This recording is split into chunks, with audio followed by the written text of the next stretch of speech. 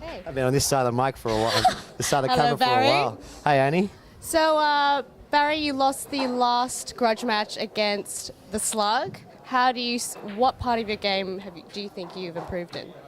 Well, that was about 5 years ago when I lost to George. I've improved virtually every aspect of my game since then, from potting to positional play. Okay, great. Actually, my potting up position play wasn't bad to begin with. Safety play has definitely improved, but more importantly, I've had a lot more match play under pressure since then. That was actually one of my first money matches ever, especially in front of the camera. And I believe nerves were a factor, because if we just played on pure talent and ability, I should have slaughtered him, to be honest. Okay, good. And I really do mean that. I should have just slaughtered him. But having to play for, it wasn't the money in particular, but in front of people added so much pressure that I felt that gave George a massive advantage. Because George is actually quite a capable player, but he's very good under pressure. And he's played for big money matches before where I didn't have that kind of experience. So I think 5 years ago to now, that's the biggest difference. Okay, great. I played a lot of money matches since then. Lost a lot too, so it doesn't hurt as much anymore. Okay, great. By the way, thank you very much for doing this interview.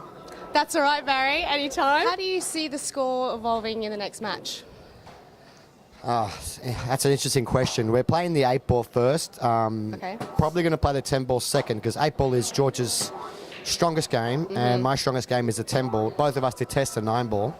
Okay. It all depends if I can get off to a good start. Right. I think if, like last time, I'm sure people at home don't remember the match. George got off to a big start in the 8-ball, and I had to crawl back, and then that double hill, he got the game 9-8 in the first set, which put me under a lot of pressure. If I can snag the first set, I think I'll just crush him in the second. It's all about beating him in the 8-ball for me, because 8-ball, like I said, is his strongest game. Yeah. Okay. And if I can cut one of his legs off then and there, I think I'll just mow through him in the 10-ball or the 9-ball. That should be 2 sets to love.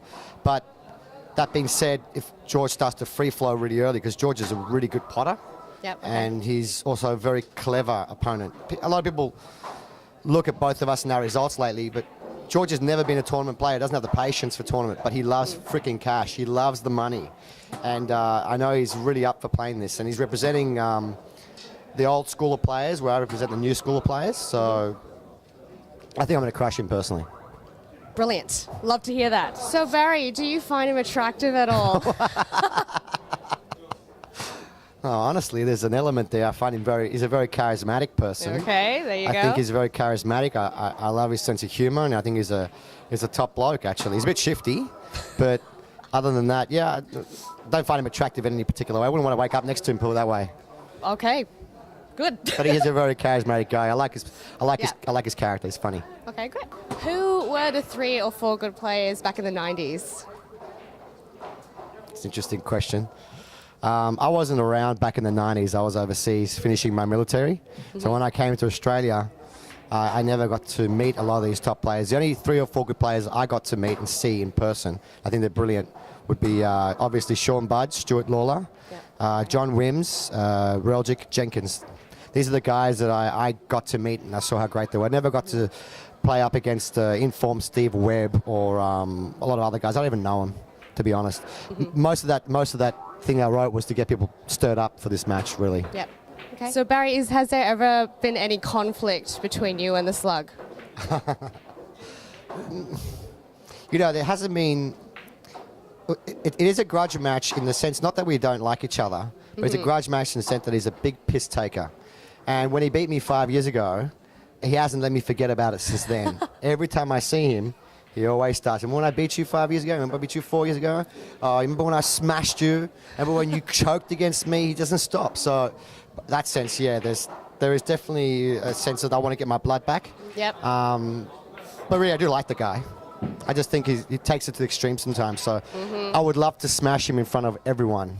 I would love to see his face when I shake his hand and he says, "You played well, but you got lucky." But I don't care. I win. Great. So, Barry, thank you so much for your time. You're very welcome, Annie. Thank you very much for the interview. Anytime. So we all hope that you guys can join us to see the grudge match. And till next time. Support the Mule.